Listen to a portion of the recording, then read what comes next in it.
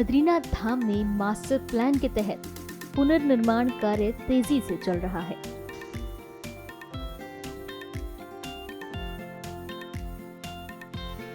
इस वर्ष आखिर तक बद्रीनाथ में ज्यादातर कार्य पूरे करने का लक्ष्य रखा गया है।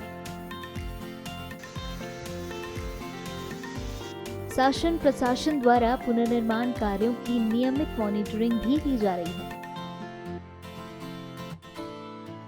इसी कड़ी में चमोली डीएम हिमांशु खुराना ने क्या कुछ कहा, सुनिए।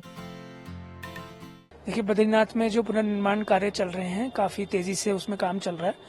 तो जो शुरू में जो हमने कार्य जो इसमें प्लान किए गए थे, उसमें कुछ कार्य हमारे पूरे भी हो गए हैं। जैसे कि बद्रीनाथ धाम में एक मेजर प्रॉब्लम रहती थी कि जो आगे सेना के वाहन आगे जाया करते थे, वो वही बद्रीनाथ धाम के मेन रोड से होते हुए निकलते थे, तो काफ़ी एक जाम की स्थिति यहाँ उत्पन्न रहती थी। तो एक बाईपास का निर्माण होना था, जो उसमें कंप्लीट हो गया है। और जो माणा गांव जाने वाले गांववासी हैं या सेना के वाहन हैं, उसी मार्ग को यूज़ कर रहे हैं, जिससे जो ट्रैफिक व्यवस्था में सुधार आया है।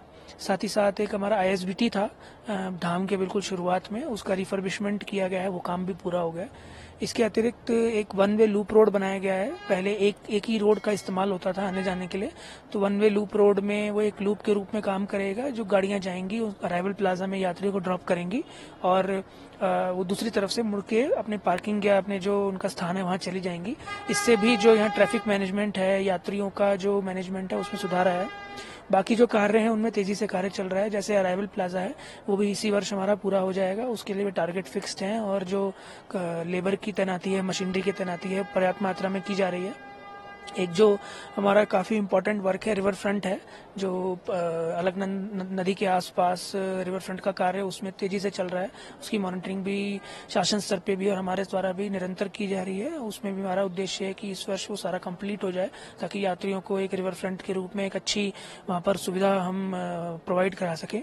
इसके अतिरिक्त टेम्पल प्रिसिंक्ट जो है, मंदिर का परिक्षेत्र, उसका जो डिज़ाइन और डीपीआर निर्माण का कार्य भी चल रहा है। और साथ ही साथ जो 75 मीटर के परिक्षेत्र में जो वहाँ पर बिल्डिंग्स हैं, उन प्रभावित जो व्यक्ति हैं, जो परिवार हैं, उनसे हम लगातार वार्ता कर रहे हैं।